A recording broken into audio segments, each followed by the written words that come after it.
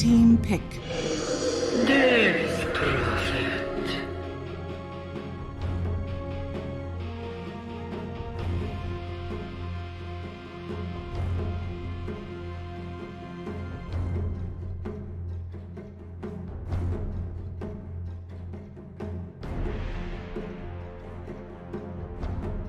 Ten seconds Alliances remaining. turn to ban. Invoker.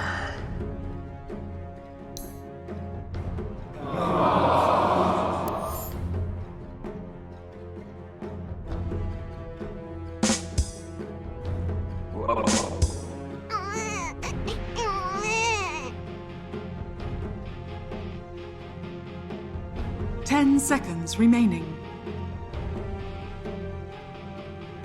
5 seconds remaining. Radiant team ban.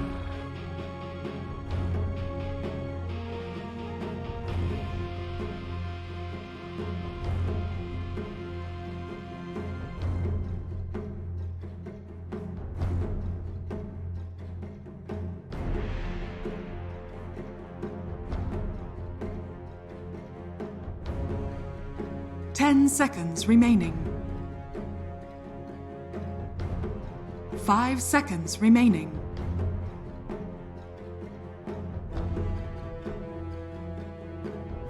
Radiant team pick.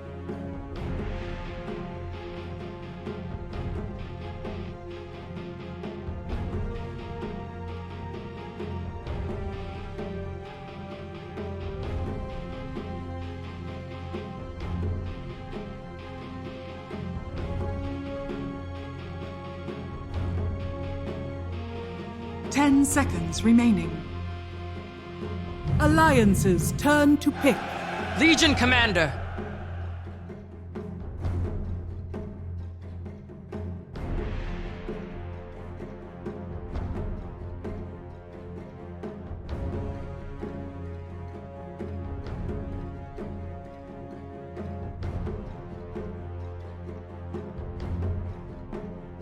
Ten seconds remaining.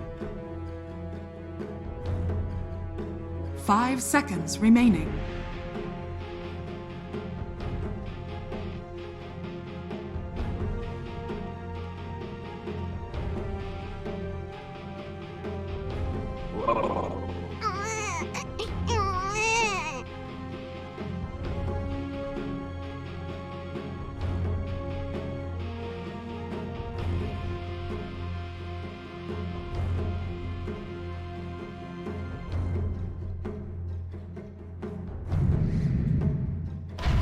Templar You Assassin. may now select your heroes.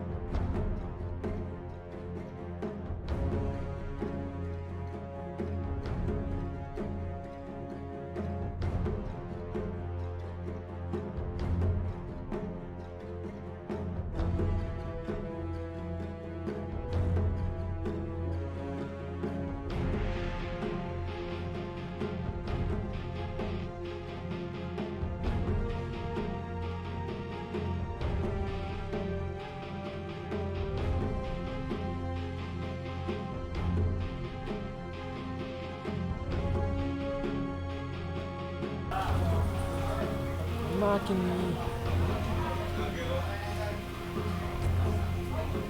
I'm surprised, God, so...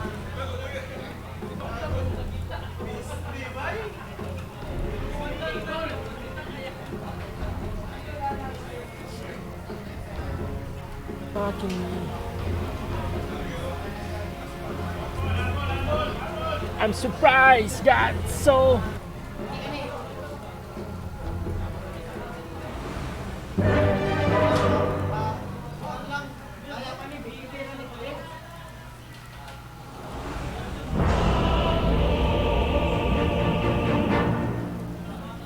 Oh yes, Lacoste, what do we have here? I mean, this happens in a few pubs, doesn't it? No, you pick your mid hero, someone's been very adamant keeping their icon on the mid, and suddenly you got two mids in the game. That's happened here for Alliance. It's obviously the strat that they have some sort of great idea behind. I mean, Lacoste, what's the thought process? Is this going to work out for Alliance? Something a little bit different, this Nico baby DP with Limp on the T8 in the same game. they wanted to have and utilize the 10th pick, have a better matchup on the mid lane. That's why they picked the Templar Assassin against Invoker. It was supposed to be Exort Invoker, now it's Quas Vex. He's playing against the good luck Mikoto in all chat. Okay. To his own teammates. I don't remember. Nice, I mean, it is promoting nice. a positive attitude and also showing the opponent. I mean, you guys didn't see it at home, but indeed we had FBZ all chatting good luck to his teammate in the all chat. But that's nice, just promoting a positive attitude and showing that Boom's in good spirits coming into this one. And a very exciting one to see, as I say, you know, Alliance is obviously making this last minute adjustment to make sure that they in their heads get the lanes that they feel are gonna be strong for them. Now, I mean, obviously that's the idea. What would you say the downsides of having this draft where you do have a DP and a TA? Like, what sort of problems could Alliance run into with this, a bit of an unorthodox draft? If it goes to super late game, dead profit scales. It's also not an all TA. You have a good talents, but against the troll Invoker in the late game, also LC depends how much dual victories he get. It could be tough. Yeah. If we're talking about, let's say, 50+ minute game, I would say Boom is gonna win this one. Okay. Well, but it's gonna take a while until we get there. Also, since Invoker adjusted, it's gonna be Quas Vex. There's not gonna be any duel into Sunstrike. He might get a point, but if he wanted to get a point, he should have gotten it level 1 for some extra damage. Yeah, as you said, whether you imagine this is absolutely just a reaction to the Alliance draft, yes. right? This was picked with the total intention of it being an Exort Invoker. I believe so. We'll see what Mikoto's able to do in this adjusted state. Obviously, we have seen a lot of Quaswex in the past. It's been very nice for making those quick movements around the map, and we'll see if Mikoto's able to do that getting into the mid game. But for now, focus on the lane. And so you say, without a doubt, Limp, he should have an edge here. They've picked this, they've set this up so TA can destroy the Invoker mid. I'm not gonna say destroy, okay, but he's gonna make his lane, I'd say double the CS at 7-minute mark. Oh, wow. It depends a lot on this early side blaze harassment, and so far Limp is doing a really good job. Yes, you're gonna have these points in Quas to give you some extra region. I'm not sure if that's gonna be enough. Once you hit that level, 2 points in refraction, even though it is dispellable, he still needs a lot of. I mean, it's not dispellable. Sorry, it's you can't dispel it. But in the mid game, this Tornado is gonna do so much. If Batrider gets Blink Dagger, Arena to control the backlines, also for just counter-initiating if that Prophet fully commits with the ulti. So this spell needs to be used correctly. I mean, on the mid, Mikoto's doing a pretty good job of sort of punching back on Limp. We'll see how the difference does develop once sort of the level 3 comes in and Limp's got the 2 points in the skills, so he's going to have that bit more of a sort of a right-click advantage. But impressive stuff really from the Invoker on these first few waves. Looking at the side lanes, is there anyone you're sort of worried about? Is anybody going to have a pretty tough time here to start this game off? Haste. Bottom lane should be fine for Boom, even though they are getting harassed a lot. The one who needs to be careful is Kyiv. If he gets caught by telekinesis into spear, that could be deadly. The problem is this Batrider, he's not having a great time. Even though it is position 5, they have pressed the attack to dispel. Also, it's not that effective. Also, if he was at the bottom lane against Oracle, also having issues getting more than 3-4 napalm charges up. Yeah, definitely very hard for him to have an impact early on because of these supports and saves that they have between them on Boom. See down bottom, 33, bit of aggression as he's going to try and chase back Kyiv. Won't find an option for the spear angle. And both teams on this top lane really just trying to focus around disrupting that pull. We saw Alliance attempting to get the pull off, but Boom were able to put a stop to it and make sure that this creep wave is falling into a nice position for FBZ to farm up close to his tower. Mikoto is doing a good job on the mid lane. Pretty I'd say even CS. So he burned all the mana on Limp, forcing him to pop a mango. Also needs to bring more mangoes to the mid lane so he can sustain with the refraction, keep harassing. Oh, 14 for 4 against 20 for 5 certainly could be worse in this Invoker versus TA matchup, that's for sure. As Mikoto doing a good job in this situation that has arisen with Alliance getting this counter pick in the mid. That alteration to the draft later on. And we are going to see a bit of a movement. Hyde is starting to head over, was around these rune spawns, but as it ends up being, Limp is going to get lucky with the RNG. The DD will be there for him to claim on the bottom. Yeah, I would say it was RNG if he picked up a region rune there. Double damage is not going to do that much. It will increase his farm with the neutrals, also with the Tiny lurking around the mid lane. He should be playing more cautious. Also, there's no real kill threat on the top lane, so he can leave the Legion Commander alone. We're going to see Boom actually bring Hyde down here, turn this sort of dual lane into a tri lane and try and get aggressive immediately. So they'll look towards 33, trying to get forward, but Hanskin's able to telekinesis hold back Hyde still. The toss forward into the avalanche will do it. And Boom with that quick movement secure themselves first blood for Dreamer Cell.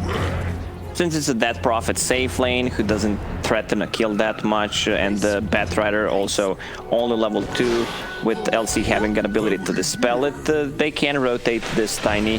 Very nice here. I mean, Hyde not only setting up that kill, but with this build, the brown boots and the windlace, we saw him just able to run down and pick up that bouncy rune in front of Hanskin. They won't quite be able to nuke down the Rubik, because now Alliance will turn, and in fact, they may just take KSQ and return. They do. Hanskin lives. With 33 coming back in time, they were able to find the kill themselves, Alliance. Invoker with the surprising 11 denies. This Tiny rotation, you don't necessarily need to kill him by just missing from the lane. You force T8 to go to jungle and play more cautiously. TP over towards mid Boom. They've now got both their supports around here. Maybe seeing if they can catch out Fodder. Only level 2 on his bat, but already stepping away from the wave to ensure that he doesn't get found out. Still though, Hyde is leading the charge with a deep wraparound. They may still be able to trap Fodder here. He'll find himself the regen, just instantly picks it up, but yeah, he's not getting out of this one. Boom with this support rotation. They'll have the damage to take down the bat and set up some action for Mikoto to get involved in. Already once again, we saw Hyde last game with some really nice Tiny movements, and he's continuing to keep the standard here in game 2. Yeah, very nice showing in the game number 1 from him. Fodder did stack the jungle for TA so she can farm. There, she already cleared those stacks. 53 CS, Invoker 34 at the moment. I mean, yeah, we're sort of all things considered. Mikoto is just getting a lot of space because of the fact that the Limpers felt that this lane isn't safe enough to play with Boom's supports moving around the map in the way that they do.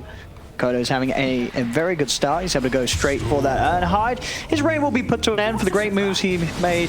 They do end in a bit of a bang as he steps into the jungle and Limp's there waiting for him. So ends up handing Limp a bit of a freebie. As Limp can resume hitting the jungle creeps. Down bottom, Dreamer Cell. Looking towards 33, but the shield's up. Come back away. And with the Rubik back in, Dreamer Cell's got to be a little careful. Is out of regen on the troll right now. Has no mana to work with to pop the ulti. Also doesn't have a point in it yet. Legion Commander just hit level 6, which means the duel is up, so they should try to rotate someone there and grab a kill. Fodder, we've seen him struggle. No real threat coming out from those sneaking up bomb charges, so he's collecting the XP on the mid lane while TA is just farming the jungle, stack the camps for herself. Right now they are playing really aggressive with both supports. Even Mikoto is rotating around the map.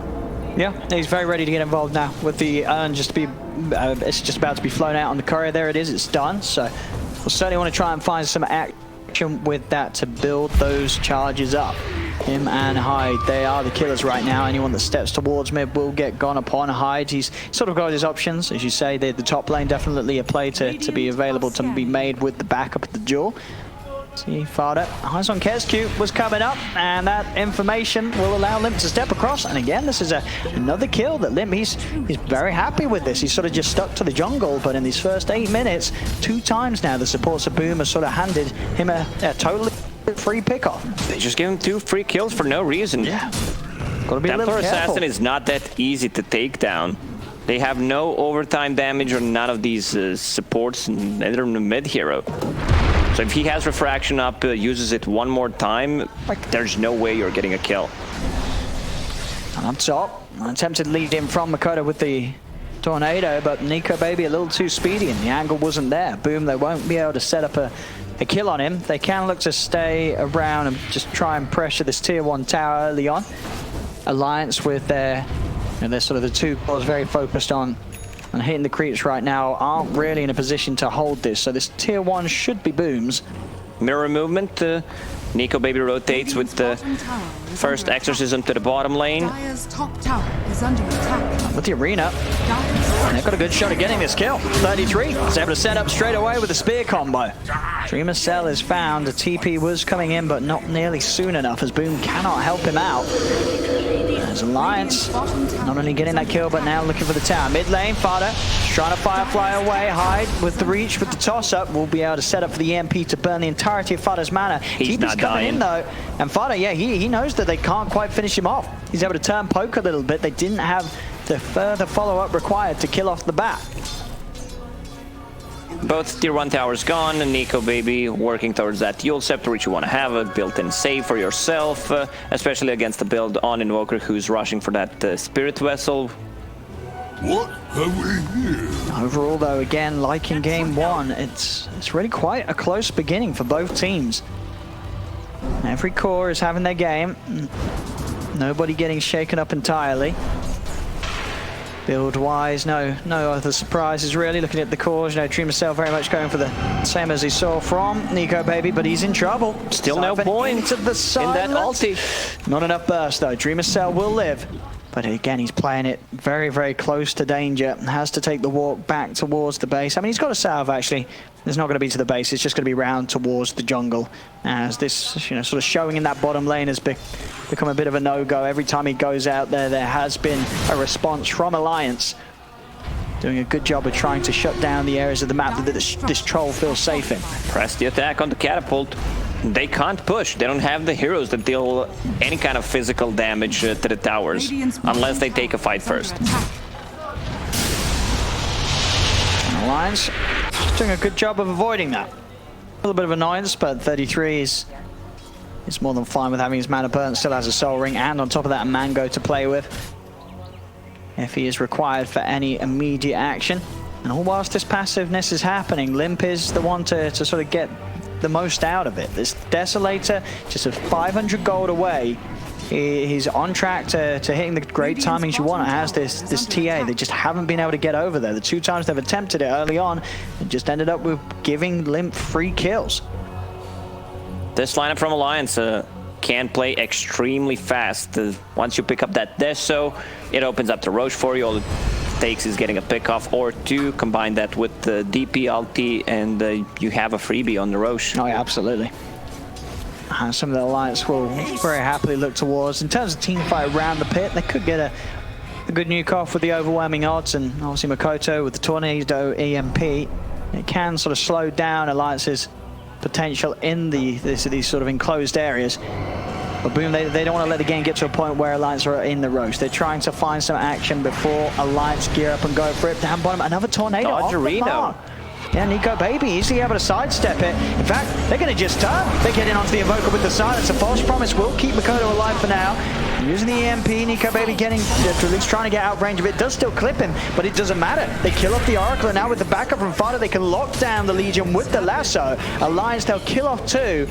And these movements from Makoto, they're just not working out. It's been a couple of times he tries to go top with a tornado, doesn't manage to hit it. And again, we're seeing a repeat in that sort of series of events down bottom. They're just not being able to start off the action boot. Also, there's a lot of what you want to call like wasted gold on Invoker right now. You have Spirit Vessel with 0 charges. Yeah, it gives you HP, movement speed, a bit of mana regen, but if you don't have a charge, especially against a DP, it's really not that useful. And this is already now, you know, sort of 10 minutes was close, but now 13 minutes in, it's starting to look like a pretty hard game for Boom to play. It feels like they've just ended up giving Alliance a little too much. So far, the call from Alliance to take this bit of a different approach with the draft, it's working. It really is. Both the TA and the DP in a great position. Limp halfway towards the Blink Dagger. Boom, they've really got to look for something as soon as possible. The last 2 times they tried it, it hasn't been a success. They've got to find something working for them. There's the AoE silence. Lift up with the drag Stolen back. EMP. It's going to burn a fair bit of FBZ's mana. We'll be able to pump it back up with the 1 charges. And still, though, Boom, they're struggling to really get involved in this fight because Mikoto, he's just caught on the front lines. That's their mid down and gone. And now Alliance, they could just look to roll over for even more. Chasing down Hyde with the silence. They will be able to remove it, allowing Hyde to turn with a 4-man avalanche. But the move speed's there on Alliance's heroes. They could just keep on running, look towards Hyde. They may even be able to find Dreamer Cell as well. It's a double kill from Fada. Where's the Arena? They're not done. Arena is down. A Dreamer Cell is being found by Alliance. There's no help at all that can be offered up to keep this troll safe, and they're losing hero after hero. Alasso was out. They control Kescute. They're just killing them all now, Alliance. 10-2. It's a 6k lead. This game is falling drastically out of control for Boom. It's falling apart. Also, Troll playing from behind, going for that Battle Fury to catch up. I don't think that's the build in this game to go for. Like, you need the damage right now. Your mid laner can scale, but he doesn't have a single charge on that Spirit Vessel. They're not getting any kills. Also, I think it's a mistake to try to go for that tier 1 tower. You know that there's going to be Rubik, a spear, some kind of traps, you know, to give the vision, slow you down, and it's a great Rubik game. You have a lot of good spells to steal. You want to steal, either press the attack to remove some of their spells or anything from Invoker, and it's pretty much easy to steal. You know you're gonna get either EMP, Tornado, or a Cold Snap, which everything is extremely useful. Oh yeah. I mean, and just overall, the core matchup now at this point, 15 minutes in, it just looks very, very rough for Boom ID. You have this Death Prophet with, you know, Yule's Scepter done. Alliance has also got Limp with the Blink Deso completed at 15 minutes. You know, you start looking for fights as Alliance, Boom, they're just not anywhere near ready to sort of fight back. Dreamer Cell, he's an item and a half away from being prepared to get involved in any action as this troll.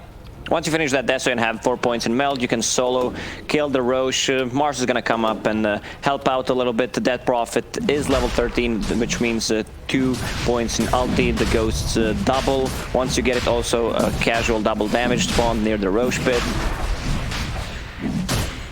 It is time to go. They might go for high ground. Get the tier 2 tower if DP ult is still running. Oh yeah. That's a good pickoff. Yep, they'll start it off. No TP. Oracle cannot get off this clip. Another kill. This really is turning into a bit of a stomp here from Alliance. Just running over Boom. Playing so fast here, and now FBZ's got to be careful. Jump forward. 33's able to get the angle for the spear back. Makoto's trying to push them off with the EMP, with the silence and the Siphon, the side blades as well, just cutting them up. The Arena will catch up Makoto. They're going to go straight up towards this. He's got the Ghost Walk. They don't have detection available, so Makoto will be fine. The CMP burning mana, slowing this push down. They need to regen their mana. Clarity running on Templar Assassin, but this game, oh, and it could be over. All it takes is one good fight. Death Prophet still holding that ulti. And then, of course, still with that Aegis, it's, you know, they've got everything they need, really, Alliance, to push on all of these objectives, take these tier 2 towers. Boom, they're just got to sort of hope that there is the time for Dreamer Cell to find the farm, but he still needs a whole lot of it to get to a point where he's going to be any sort of scare for Alliance's lineup. He's about to finish the Battle Fury. Man, LC not involved in a single kill. I mean, they only have 2 kills, to be honest, but also Hood, I don't think that's the item here. They have no magical damage. Yeah, it's, I mean, what would you have liked to see instead? Would you have liked to maybe see like a straight up blink so they had some sort of way to force pickoffs, or just tanking up any kind of physical damage resistance, going for Vlad to boost the armor of your team against the DP ulti and the Templar assassin who has this meld. Oh, she got the imp claw as well. Oh, Limp's going to be happy with that one. I mean, Limp has had a very, very, very impressive game. 3-0-3. It's all just sort of fallen into place for him as a TA.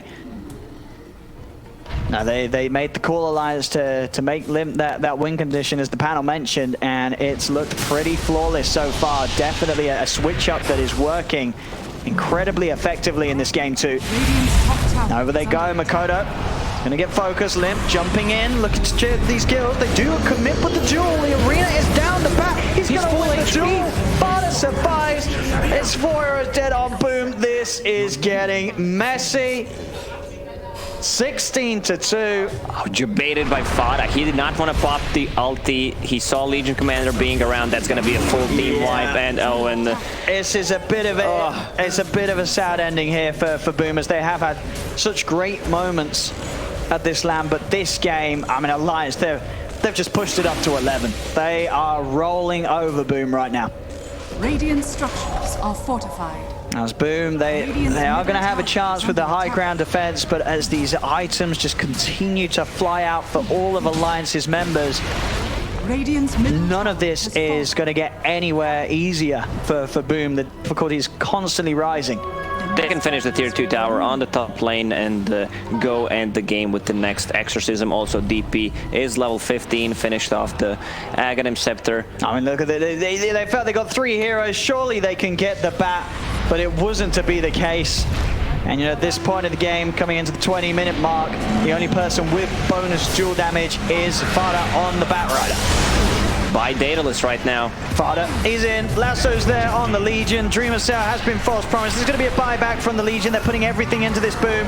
They're trying their best here to get something out of the fight, but they've already lost 2 heroes. Double kill for Fada. Alliance, they're up to the high ground. Arena is down, trapping the 2 of them as they'll run toward the... It's over. It really is. GG is called. This is the end here for Boom in this series. 2-0 as Alliance take game 2.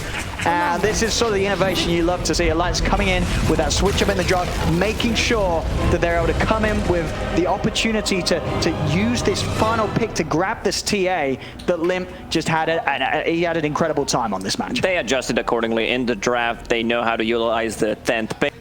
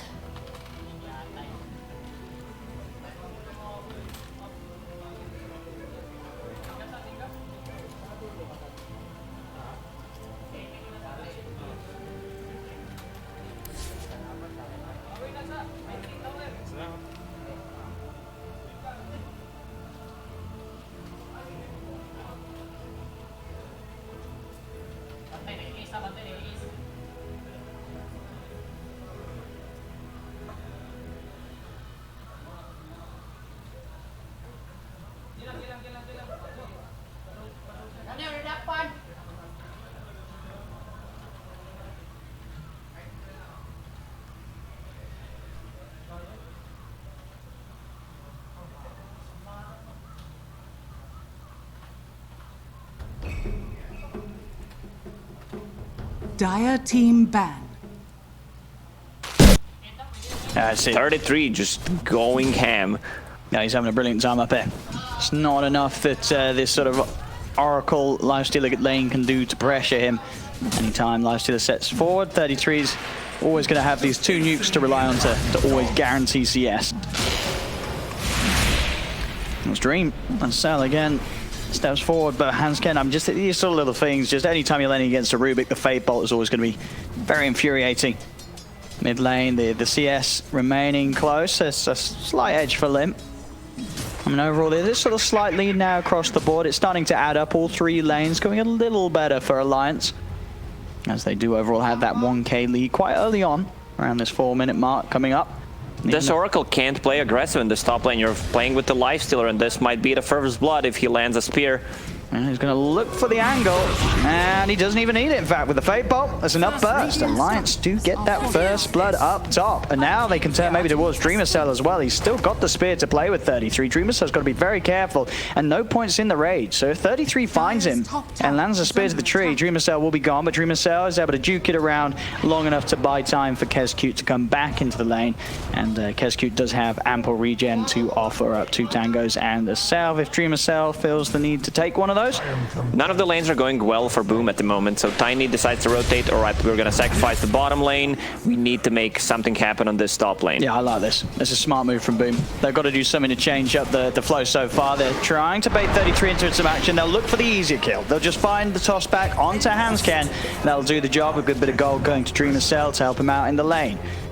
Nicely done. Bottom lane was pushing in, which means that the FBZ will get XP and some farm on the bottom, so Tiny can make a rotation also. That Invis rune really helped. Yeah, and also able to use this space to get in, take the bounty rune from Alliance's half of the map, so Boom do get the majority of the bounty runes, 3-1. And back down bottom, also on top of that, they'll find themselves a kill. Fada came over to see what he could find up on the Dire side around their rune spawn, and all he ended up finding was his death. So Boom starting to make some smart plays to rectify the bit of a loss they were having on all 3 lanes. I want to see Hansken move to mid lane. That Prophet will have ulted. Also, there is a siege creep to try to put some pressure on the mid tower. Kanka's fairly low, has his bottle being delivered to him. They rotate 3 heroes. They might take this tower if Boom does not respond, but I already see Tiny and Oracle moving towards mid. 3 versus 3, 6 minutes in. Yeah, here we go. Let's see what they can do to try and put a stop to this exorcism commitment from Limp. Is there anything at all? It's going to be hard. Anyone that steps forward will get gone on by Hansken and Fada. They're searching deep, and we'll see the Oracle as they do show themselves. At least Kezcute will. Throwing out the Fortune's End. Torrent will clip onto the bench, but this is so hard for Boom to really fight into.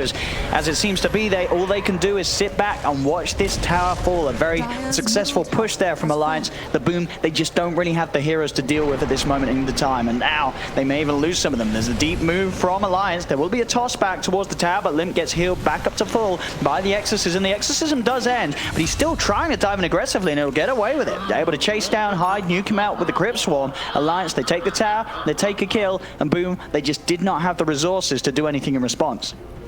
I love the rotation from Alliance. This is how you play. It's easy to expect it. You know that they are going to play with the Siege Creep unit, whether it's a Dead Prophet or Dragon Knight. You will have that level 6, 6 minutes in.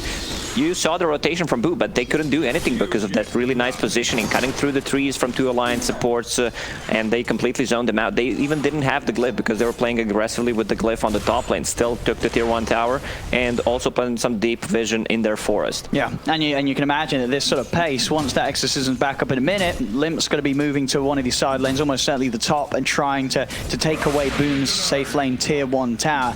Or whilst this is happening, Boom, they've got to make this decision. Do they want to try and defend, or are they going to make a play sort of in a counter move to put pressure onto NicoBaby? Because whilst this is going on, if Boom are trying to formulate some sort of a defense, NicoBaby's only going to start getting more and more space as the troll. Radiant's bottom tower. Oracle can't really make any kind of rotations. Tiny should be the one, and Kunkka. It's a lot on Kunkka's shoulders. He is level 7. He also wants to farm the jungle since he lost the tier 1 tower on the man, but also put some needs to be able. This is their damage. Otherwise, they have nothing.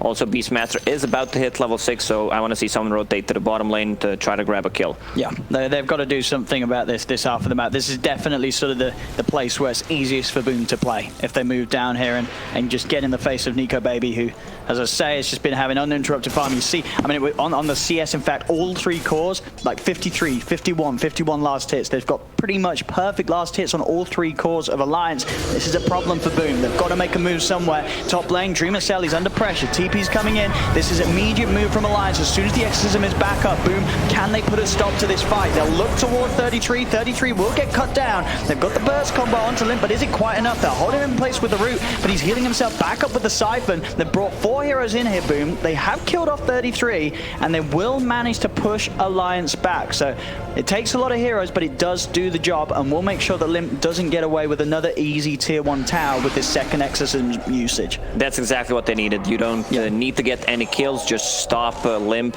from getting those early tier 1 towers. They even got the kill on 33. They need to bring numbers. They understand their supports are not that strong, especially Oracle, who's only level 4 at the moment.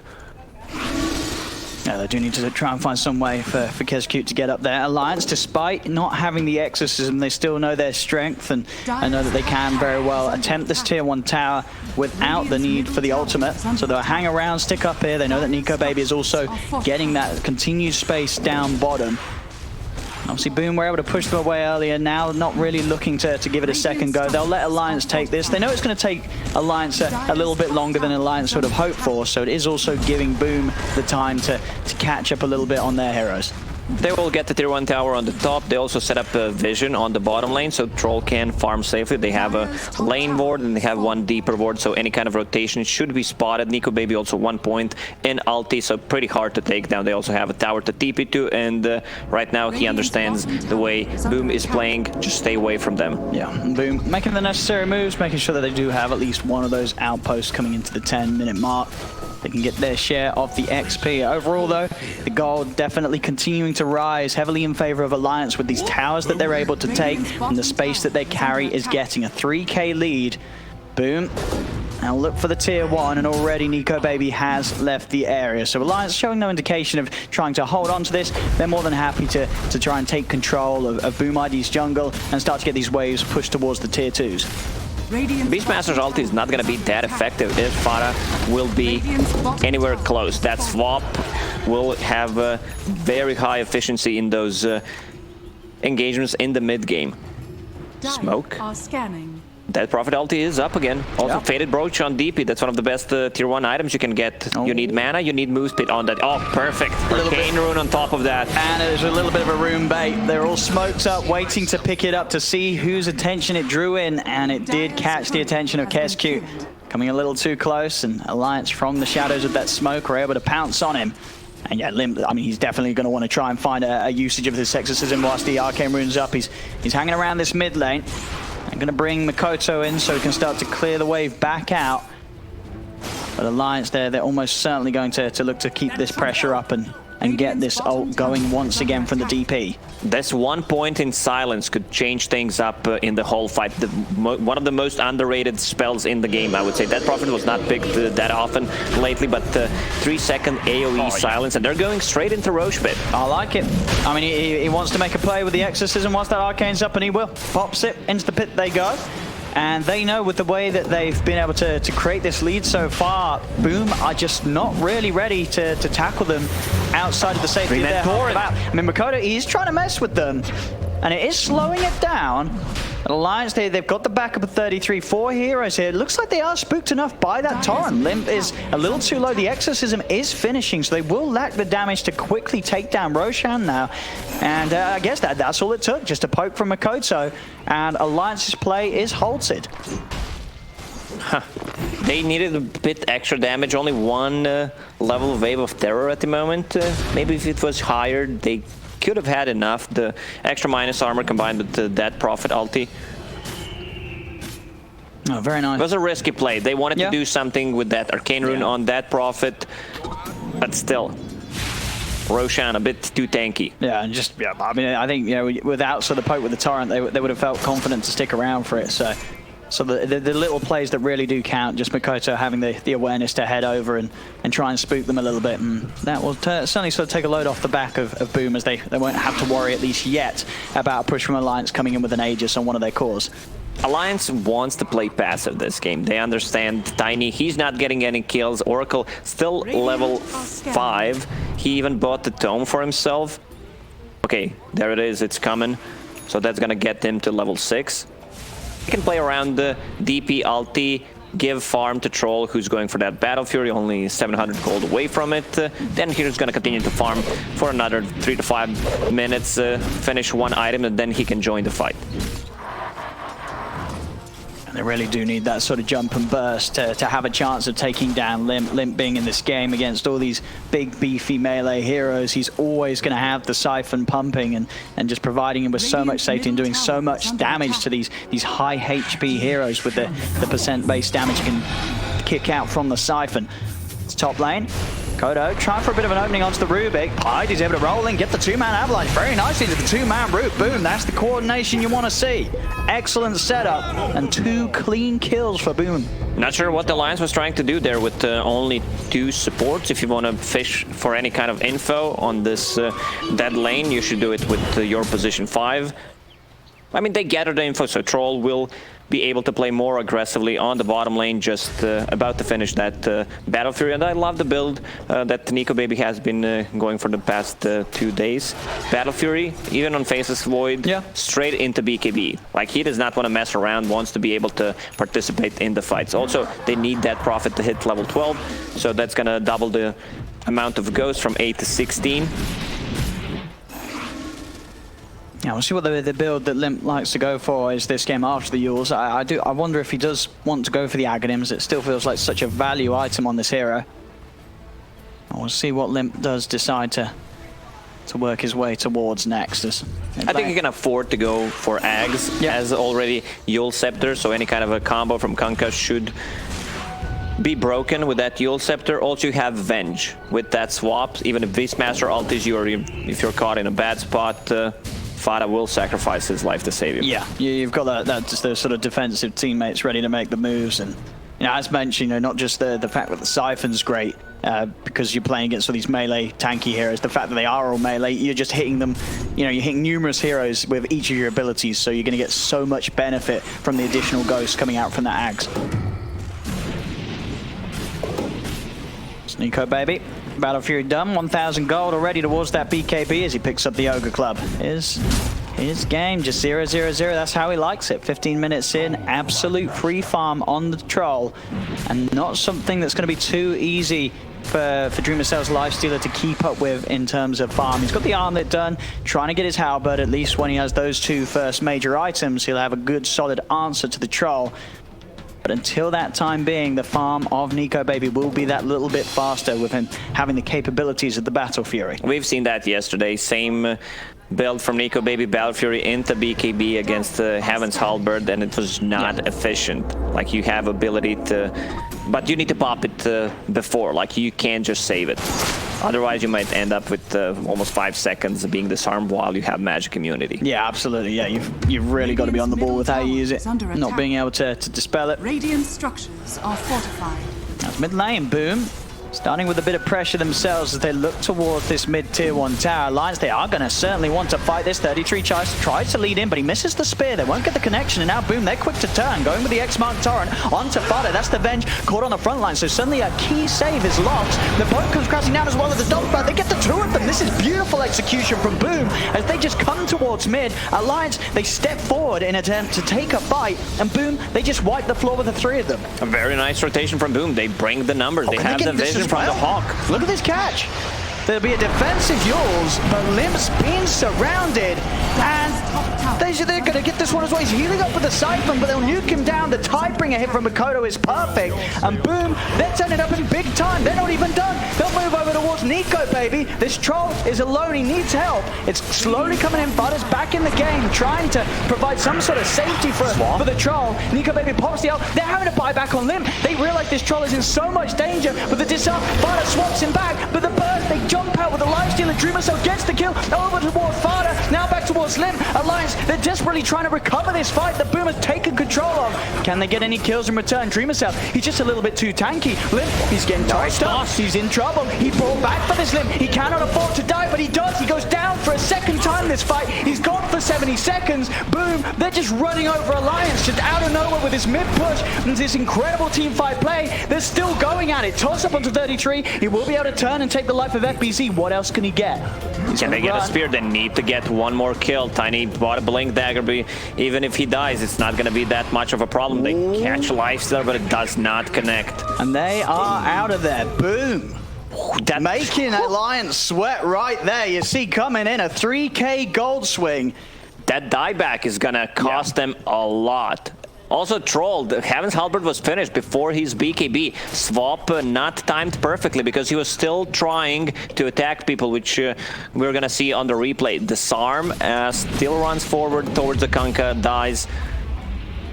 I think the problem was Venge caught at tier 1 tower. Like, she needs to stay away as further as she can and then use the swap defensively. She can't die first.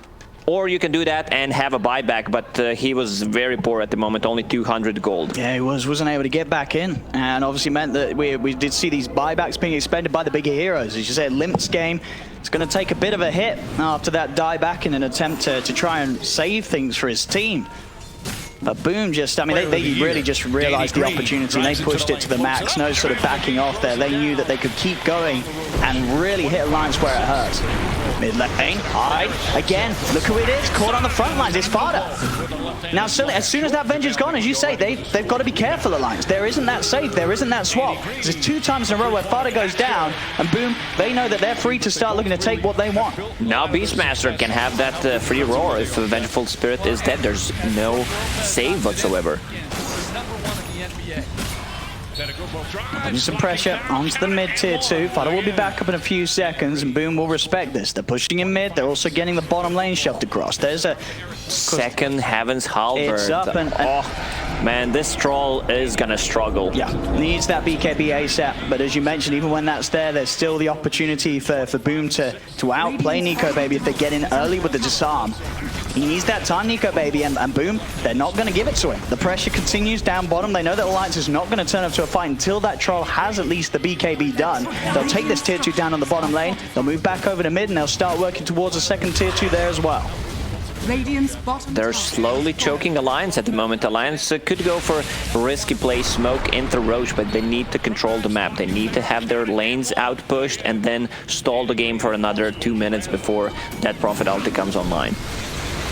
Torrent will clip onto Lim. They are going to look to commit. Silence comes out, and with the toss back though, 33, he's forced to sort of just drop the arena immediately. This isn't going to set up anything for Alliance. There's a bit of a panic play from 33 as he gets just tripped up by the Tiny. We've seen this a few times from Hyde. He's done an excellent job of sweeping around and always being able to toss a member out of position. Looks for the jump in mid, won't quite grab it. Fada goes for the swap. Some sort of an attempt on an initiation, but he's caught in the torrent. Fada will die for this. Lim's popping the exorcism. They want to try and fight this. They're looking towards bringing down Makoto. He's taking a heavy amount of damage from this Siphon. The Silence, it's on the 4 of them. They're chasing them down Alliance. What can they get this time? They'll get the Oracle. Dreamercell jumps out of Makoto. He's trying to turn and look to draw them away from the rest of his team. He draws his attention towards himself, goes for the Rage TP, and with that split, a very smart split from Dreamercell, it means that all of Alliance, they went for him. He had that Rage TP escape, and it allowed the rest of Boom to walk back to safety, so they only lose the Oracle there. That was a fight without Kunkka even using Ghost Ship, so you can see how tanky they are. They have 4 strength heroes, even though Spirit Siphon extremely effective against those strength cores. It's still not enough. At the moment, I'm gonna say, game is pretty even, but it looks like Boom. And if they can fall back, if Arena is misused, or especially that Prophet ulti, Boom is winning this one. And I like this. They're straight into the Roche Pit. You have these long cooldowns on Dead Prophet ulti and Mars Arena. That's how you play against them. Yeah, it's going to be scanned out by Alliance, but without that, those abilities all ready to go. This should be a free Roche for Boom. As this is going to push Mikoto as well very close to having his own BKB, so suddenly that hard silence from Limp that has caught them out a few times will not matter, as he'll be able to pop that BKB and turn around, dropping the boat to help out his teammates. Top lane Hanscam was trying to push things out, is able to turn and actually bring down Kezcue.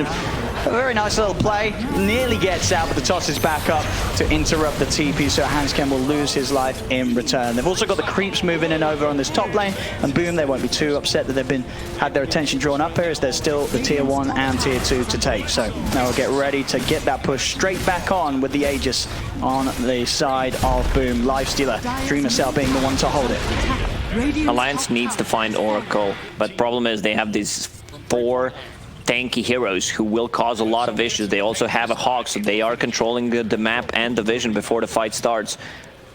Mars has a Blink Dagger at the moment, but even if he jumps in, there is no real follow-up. Even if he sees Oracle, no one can follow him in the fight to take him down. The gold very even, but Alliance, you definitely feel it. They're the ones that the pressure is on. But the way that Boom's made those last few maneuvers, Alliance have been tripped up, mistakes have been made. Alliance have got to keep their cool, get that next item or two done on Nico Baby. And he's still sitting strong at the top. The farm very good on his troll as the Asher component completed. He's trying to get that S and Y done, so he feels like more of a presence on the front lines. This is the build to go for. Status resistance against all these heroes who have a lot of stuns and disables. Also, the big one is going to be him hitting level 20. Extra 40 damage on Troll. That talent is just too good. Over they come high. In with the jump, Nico Baby had to respond with a quick BKB. Turns in, he's trying to fight back.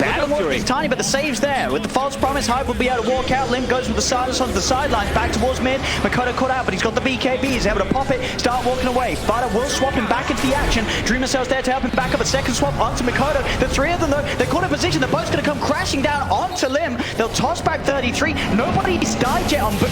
They're able to back away. Oracle will get caught in the rivers. They find one, 33, able to get across, spin Mikoto back. He's got the life steal inside him. Tries to get the torrent out, but he'll fall. Alliance, they'll get a second pick. Can they get more out of this? Dreamer Cell's pretty speedy. The rest of Boom are on the run back. Blink will be up in a couple of seconds from 33. Can he get this catch? He jumps in, won't find it. Lifestealer will be able to duke it out with a straight line and get back towards his base. But Alliance, they're finally able to sort of break into the ranks of Boom and get 2 kills without losing anything themselves. Very nice swap from Farah twice. Even though it was only level 1 swap, they need to keep them inside of that DP ulti to deal the damage. And Kanka, once again, with the really late boat. In the previous fight, he did not even pop it. And this is the target to go for. Oracle, forced to use the ulti to keep his teammates alive, which means that he's going to put himself in a bad position. And the Alliance uses that info, sees Oracle straight into him. Enchanted Quiver, that's one of my favorite items. A lot of damage. I'm not sure if they have a good hero to carry that one. Yeah, I mean, it's always sort of, it's nice if someone can carry it so you get that extra big magical nuke off, but I think a lot of the times there's just other items that people like to play with. We'll see, as now in the mid, and Dreamer Cell's damage is going to be incredibly amped up as he picks up the Deso and the Orb. Doesn't matter if he gets swapped in like that, though. Straight away, they burst him the once. Take out the Aegis and see if they can do it again. Fighter's still on the front lines, brought back by a short X. Will end his life. They take away that Aegis. Can they do anything after it? They do have to, as I say, just respect this lifestealer. Deso and Orb of Destruction, that adds up to a pretty scary -11 armor reduction. If they did not kill him there, pretty sure Boom would just go for a tier 3 tower. So Fada sacrifices his life. Nicely done. Alliance showing that they should be respected, even though they had 2 really bad fights. They're still in this game. Oh, absolutely, yeah. Nico Baby is still this powerhouse that they can rely on. It's sort of what we've come to expect from Alliance's games. You know, the sort of the world on Nico Baby's shoulders, as he's the one they look to really be that strong scaling carry with this favoritism he has for this consistent Battle Fury heroes. Going up the MKB next. It's quite a nice little item to find, the Mind Breaker. It looks like who's going to hold that for now? Limp sends it back to base. I think it's Nico Baby favoring the burst heal and the 35 damage straight up for now on the Fairy Fire. It's much better considering how much attack speed you get from your passive. But someone should carry that one. Well, Mars could be the one. At the moment, carrying Dragon Scale armor is nice against the lineup of Boom. But, having Mindbreaker, maybe cutting into backlines, finding that Oracle, even though Oracle picked up a Blink Dagger, so he can stay further away. Dire's top tower is under attack. Yeah, definitely. I think you can make an argument for both. I think, probably Dragon Scale is still going to be the favourite. As all swap it, Alliance able to catch out Hyde on the front. Dream himself is trying to kill off Fighter, but he doesn't quite have the damage to do so. Turns over towards Nico Baby. He's raised up. They've got the Roar straight into the Torrent. It's not enough to kill the drop. Arena will live. Arena's down, and now the rage is ended. The three-man silence as well. Limp lands it perfectly. This Lifestealer Dream himself in so much trouble as he's surrounded, siphoned down. Alliance, they get the third kill, and now looking towards Ricardo. He puts the BKB, he goes to the TP, nothing to cancel it through it. But Alliance, they're hitting back hard each and every time. And this Troll's certainly showing his power right now. Nico Baby's got so much farm, and he is proving to be quite the issue in these team fights. That high ground ward giving them vision, which allows Farah to once again use that swap offensively. Sadly for Alliance, there is still no Roche, otherwise they would go into the Roche pit. You can see Oracle on the right side, who's kind of hesitating, and Lim finds him. He had the vision on him. Very nice Arena from 33. Straight back in on mid. We're looking for more action here. It's 33 and Fodder. They've moved in on the mid lane. Alliance, they're trying to go for quite a lot. They're pushing in mid. They're pushing up top. That does mean with the split up, 33 will die as well as Fodder. So maybe not quite prepared for Boom to react as quickly as they did there, as they look to try and push in two lanes. And it means they lose two heroes for it. They should only fight when the Dead Prophet ulti is up and when Arena is also ready. They have no burst damage on side of Boom. Like, even if they use Beastmaster's Roar, Avalanche Toss, Tiny from combo, Dead Prophet can survive through this. And I love the build. Now with the Aghanim Scepter, there's going to be a lot of ghosts. Yep. Also going for that item, what's it called? I always forget the name of that item. Disc. Eon Disc, yeah. Eon Disc. Yeah, with that Limp, it's going to be an incredibly tricky target to go on. Anytime they attempt to commit on him, he's going to be more than fine with both that Eon and Yules to rely on once he's got it complete. We do see Makoto. Yeah, he's trying to get a bit more control on his lineup. Not the sort of the standard item you see this early on a Kunkka, but the Nullifier. Go for my master. That's an interesting one. It's good against Troll if you can pop it before he can get the BKB off. Yeah.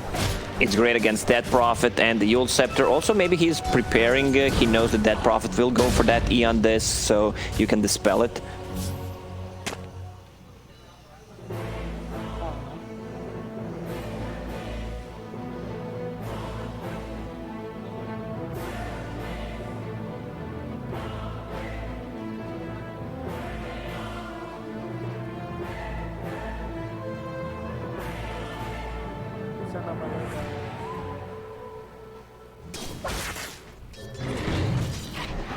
Collecting some XP while Storm was doing action on the bottom lane. Snapfire extremely high level, but Bo5 finding those levels early on, level 5.5 at the moment. Oh yeah, so if he gets that 6 on early, the combo is going to be very nice. Already just having SCCC being able to pounce into the Mortimer's kisses from the backline is going to result in a lot more easier kills for Aster to farm on this bottom lane. GAMBIT have to be careful, as if GPK isn't able to TP down and help out, it's a bit of a dangerous place for GAMBIT's heroes to be. Shashto has hit 6 himself, is holding on to the point, of course, but has the opportunity to go into the borrowed time if Aster do get aggressive on him again. SCCC should not die in the next 5 minutes for sure. He has this ulti, so his HP is always going to be full. Also has one sentry to work with. He will deny the Observer Ward. Needs to hit it twice. Quelling Blade does not work anymore. And the Baboka just uses Little Shredder for some extra attack speed to get it, so there's no deny potential. Again, one of these games where both teams not losing out really on any of their lanes. All is being found, seeing some of the deny difference. Obviously on the top lane there's a bit of an edge for Dream. He's now managed to find situations where with the support movements it is just him against XXS, so naturally as a Razor he's being able to harass XXS back that a little bit more and keep that level advantage against the offlane Omni. And now a rotation actually may punish that aggression. Dream feeling a little too confident and not prepared for Twans. Coming with the Astral setup.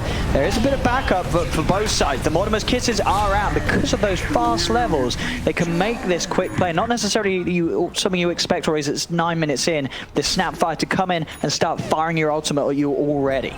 You do not expect Snapfire to be level 6 pre-10-minute mark, and she's involved in only 3 kills. That's not a lot, but those pulls on the bottom lane, getting levels. Also when SCCC died, Grandma collected 1 wave of experience.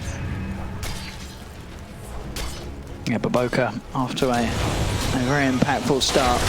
And by the runes, SCCC tried to grab it, but Shasta will pick it up. He's going to pop the borrowed time. And SCCC is going to look to try and fight through it. He's building up the Essence Shift stacks. TP comes in, doesn't want to stick around for the last hit. FNG's here, and SCCC, he's not messing around. Shadow Dance and a TP away. He knows the Gambit were coming in and he was being baited forward, and he's not going to fall for that bait. He was running low on mana. Good decision not to dive. It's really not worth it, especially if Dream gets the return kill on him. Both of these teams kind of limited on tower damage, so they need to play around the siege creep timings. And we can already see the mirror movement. Dire is going to take, or at least put some pressure on the bottom tower. Same goes for Radiant. Structures are fortified. I love that. I mentioned the 4-staff build against the lineup of Gambit. I see Puck queuing up 1. I see OD also going for 1. So they can snap the coil, get away from Cogs, get away from Static Link, and this is how you kite and how you win a game. Radiant's bottom tower is under attack. And if they can take these towers, that will push them nice and quickly towards that early item rush. SCCC, no surprises with his items. Treads into the diffusal, not going to mess around with sort of the drums on the way, as we do see some Slarks go for. Bottom lane, coil combo. Here it is, the setup, coil into the Mortimer's Kisses. Not a whole lot you can do against this relentless damage firing down from you from afar. Oh, Cookie! Oh! Jumps over him. A little too close there, the creep. As just off the mark, but a good attempt nonetheless from Baboka. Not quite in time at all though, as FNG will make it away, and FNG himself, he's also got his level 6, so Gambit can try and find some action with the Chain Frost. They don't have the best setup for Lich ulti. The only thing they got is Cogs or Storm Spirit's Pull. Clockwork is still level 5.5, which means that he can't participate in fights from long range without that hook shot. Yeah, trying to pick up the XP in the mid lane. Getting towards that up, but indeed a full level to go on it. See on the mid item builds, Tron. Also got coming out here is the completed 4-star. So indeed very, very quickly done this game as the mid OD. And over on Gambit side, GPK, Kaya is online and will help speed up the farming as he continues to just jungle his way towards as quick of a bloodstone as he can provide this match. And you really see that there in the net worth. Both of the mids farming to their heart's content, and they're staying at the top of the board. Gambit will want to take a fight right now, or at least get a pick off on one of those scores. Storm Spirit has double damage in the bottle. It's time to go. Sadly, once again, Clockwork still not level 6. Now this wave should just about do it. So as long as he's able to get that in time. Boka's heading across, and you've got to keep eyes on the Snapfire. 10 seconds until Mortimer's Kisses again. So Gambit, they will smoke, but they are smoking into the full combo ready to go from ASTER. So if they want to find something, they've got to make it quick. Ideally finding anyone on ASTER in a situation where they are alone, and XXS is sort of separated. See who they make the move towards. Vampire leads the charge. 6 has been hit, so he's looking for the hook shot opportunity. This might end up as a disaster for Gambit. ASTER knows something's cooking. They have this 4-staff, they have Astral Imprisonment, and I don't think you have enough damage to just burst OD before he can get any spells off, or just the 4-staff. A ward is popped down, but immediately de-warded by Baboka. As with that in mind, it is, as you say, just not looking like a place for GAMBIT to make a play. And ASTER, they know that GAMBIT's been hunting around here and haven't been successful with their own movement. So now they'll make a move themselves. They smoke up, ready to set up around this mid lane. GAMBIT are a little split up with this. They've left the Razor down on the bottom. See if there's any way to start the fight with SLi showing himself mid. That isn't the target. They want to look for something a little easier to jump on. And in turn, doesn't look like even ASTER themselves will find a way to start things. Only Puck Fade still underneath the smoke, but they can't quite get a jump in. GAMBIT in turn playing it safely, with SLi just being the only one to present himself in the lane. They know that with that in mind, it's hard for ASTER to make an aggressive move onto or around the ABADA. Vampire is invis. I don't think you're getting a kill on Slark. Pounce level 3. Also have ulti if he feels threatened. I think this benefits ASTER more. Slark is about to finish his defusal blade. They're going to try for him. This is not easy. They have no ground stuns. Battery does not work. Zoning Mortimer's kisses. All right. I mean, that's a little bit of a win there for GAMBIT. Shows not a kill, but now you don't have to worry about the snap fire out for that long old cooldown of 100 seconds.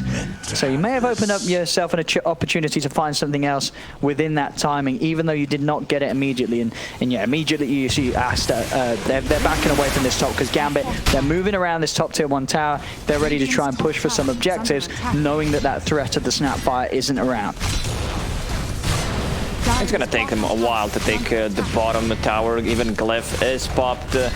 GAMBIT has a better sieging opportunity with ABADA's Curse of Avernus, level 3. Also, they have a siege creep, so they can still defend the bottom tower. Got to make sure GPK gets the last touch. And that is the question, do they want to head down here? It is slowly falling with the siege creep there. They are doing it. ASTER sort of double guessing themselves, wondering if they can stick around to finish it off. And I think they realize now there's not going to be any defense coming in. They'll take the tier 1 tower down towards mid lane. ASTER might need some backup to head over as Excess Vampire comes in aggressively, drops down the cogs.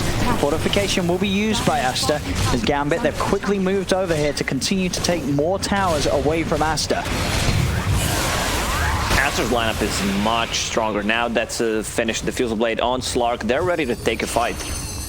And if Fade can find a coil, it will go, but as it is, Chuan's more focused on soaking in that wave at the top. It's halfway towards the axe. This does mean that XXS is sort of left isolated. He's going to be able to get any visibilities off. He's just only going to be able to find the purification, and that is not enough to keep him alive. GAMBIT, they'll take the kill. And they'll resume the siege here in the middle lane, taking down the tier 1 tower. They'll find it. ASTER just sort of more focused on making sure they do have these next big items. Tron really wants the axe done before he turns up. He's 1,500 gold away from it.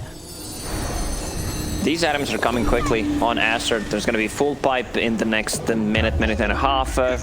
4 staff finished on position for Puck. Slark with the Diffusal Blade. He kind of crippled the Storm Spirit with the leash, with the mana burn. And this should be a pretty simple kill to find with that Diffusal Blade and the Mortimer's Kisses on top of it. No chance for Vampire. As SCCC, I mean, he really is hitting the timings. I mean, they all are. It's very close. We're 17 minutes in, but it's only 5-2. Just the sort of the careful game that you would expect from both of these teams. Very few mistakes being made by the sort of the core heroes that matter this game. All very focused on making sure that they have the items done that they feel are necessary before they go overly aggressive. GAMBIT, they're hanging around in the mid. SCCC walks straight into this, gets the dart packed off in time. The Sinister Gaze with the Chain Frost comes bouncing out. They try and jump in for Fade, but Fade forced back to safety. He's able to slide up to the high ground and separate himself. He's fine. GAMBIT don't have any further control. Before the next fight, ASTER wants to have Aghanim Scepter completed on OD. That one extra charge on ASTER will not give GAMBIT a clear target in a fight. Like, you want to focus OD, yes, there is another 4 staff on Puck to push him out. Also, Omni Knight, who still didn't use GA at all. Now, a lot of ways to make sure that Chuan is an incredibly hard target to focus. The GAMBIT, they're still playing the farm game very well themselves. Bloodstone obviously done by GPK. He's going for the BKB next to help him deal with all the potential leashes and roots that ASTER are going to be looking to land on the Storm in all of these team fights. So I think for them themselves, GPK will also be happy just looking to finish off that item before they really try and get in aggressive. Sure, they'll take opportunities for pickoffs if ASTER send a hero out alone, but again, they're not allowing those mistakes to happen. If Snapfire decides to go for Aghanim Scepter, I think this game's just over. That's kind of unfair. We don't even have Aghanim Scepter for Snapfire. Yeah, I was like, hang on, like, over. Okay, I was waiting for you to agree. Yeah, that's one of the best no, Aghanim I did Scepters. have to think. I was like, hang on. No, but I mean, you're right. Obviously, Ags on Snapfire is very busted, making Mortimer's Kisses global. Frappuccino. Mid lane in the river. There's a fight kicking off. SCCC is going to look for the Lich. Dragging in with the Sinister Gaze, but FNG will fall to his death. Zip back up to the high ground. GPK is fine, but now Chwani's there with the setup. The Astral onto Chashlo.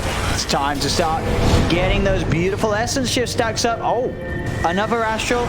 I'll be honest, I think SCCC is probably a little disappointed with that. You know, he wanted to keep on hitting the Abaddon. Sure, they kill him anyway. But, you know, you got a slug there. The Abaddon's got no help. Chwan just wanted to play it safe. Can't blame OD. He also wants to get the Sanity Eclipse charges. That's okay. That's true. It's sort of You're only thinking from your point of view, I'm OD. carry point of view. As that slug, I would be pretty annoyed. But come on, dude. I just want to keep it hitting him. It doesn't matter that he's going to heal up. But you're right. The OD's like, no, that's my charge. I'm taking that. Mid tower, the push will be put to a bit of a slowdown. FNG comes in with a Frost Shield. Legend Clockwork are not useful if you compare to other supports on ASTER. You have Force Staff on Puck who can break the coil and going straight into Aghanim Scepter. I love it. He knows that both of the cores of Gambit will get BKBs pretty soon, so that's one way to deal with them. Also the kiting potential. Once again, there's no items on Clockwork at the moment. No. It's been a bit of a slow game there in mid lane. GPK able to find the opening onto XXS. They do have the control to take him. Does not want to use it.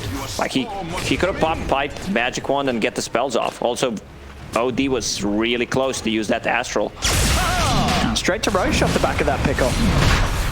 Their damage is pretty limited. Just with the Curse of Avernus, it certainly helps.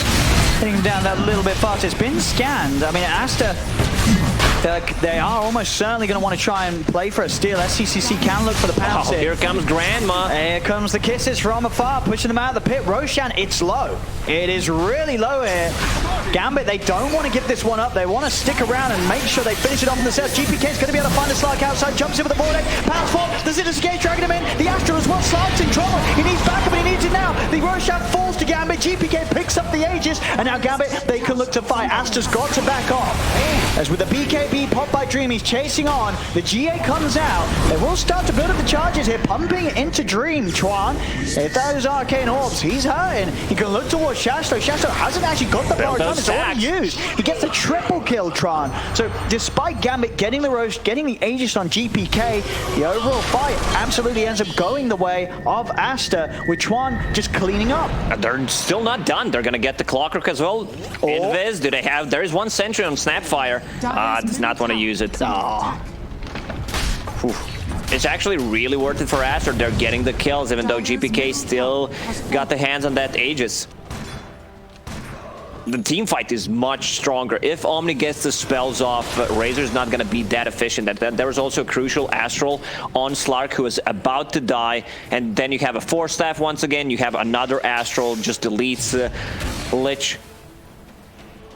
Yeah, it was just a really nice sort of start from the action from GPK. You know, as soon as he realizes that SCCC is outside the pit waiting to pounce in, he jumps on him, you know, sort of forces SCCC to make the movement a little earlier than SCCC really wanted to.